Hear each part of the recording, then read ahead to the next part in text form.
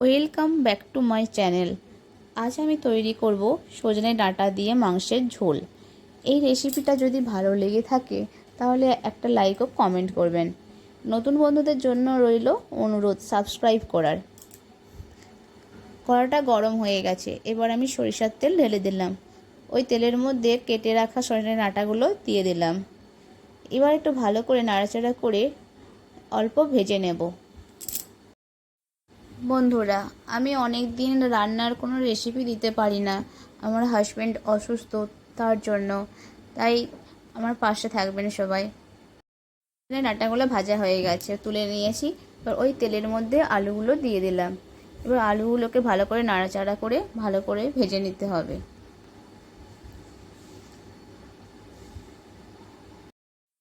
আমার আলুগুলো ভাজা হয়ে গেছে, এবার তুলে নিলাম।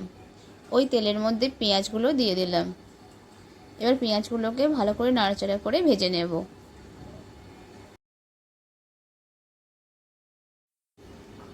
এবার আমি আদা রসুনের পেস্ট দিয়ে দিলাম 2 চামচ। এবার ভালো করে নাড়াচাড়া করে আদা রসুনটাকে ভেজে নেব।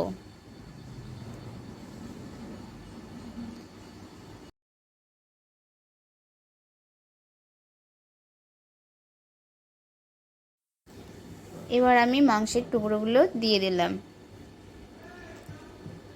এবার ভালো করে নাড়াচাড়া করে মাংসটাকে কষিয়ে নেব। এইভাবে ভালো করে কষতে থাকবো।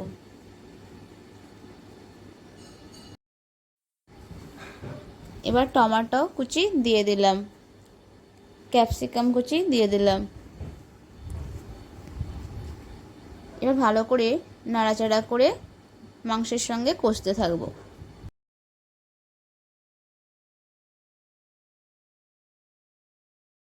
পরিমাণ মতো লবণ দিয়ে দিলাম, হলুদের গুঁড়ো, লঙ্কার গুঁড়ো, যে যেমন ঝাল খাবেন সেই অনুযায়ী দেবেন।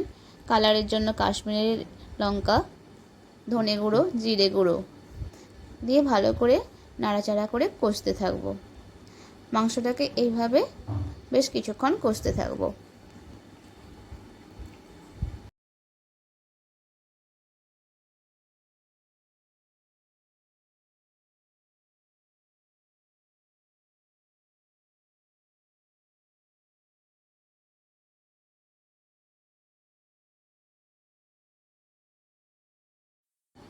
এবার ভেজে রাখা আলুগুলো দিয়ে দিলাম।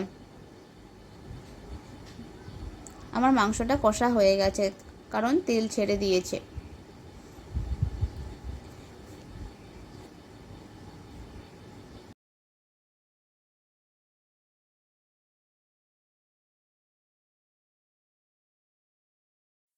আমি 2 চামচ দই নিয়ে সেটাকে ভালো করে ফেটিয়ে রেখেছিলাম। এবার ফেটিয়ে রাখা দইটাকে দিয়ে দিলাম।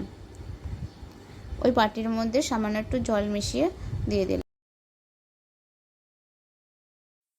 এইভাবে 2 মিনিটের মতো ভালো করে মাংসটাকে আবার কষতে থাকবো।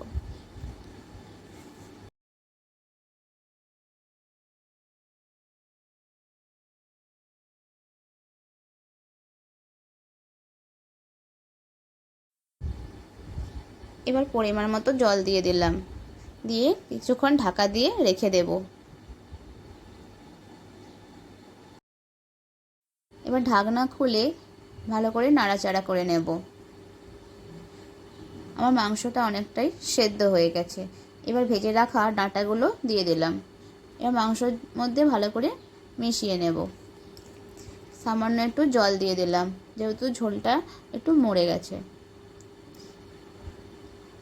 এবার কেটে রাখা ধনেপাতাগুলো দিয়ে দিলাম।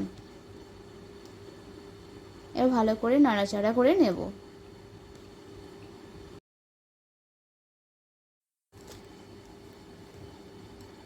আমি 5 মিনিট ঢাকা দিয়ে রেখেছিলাম।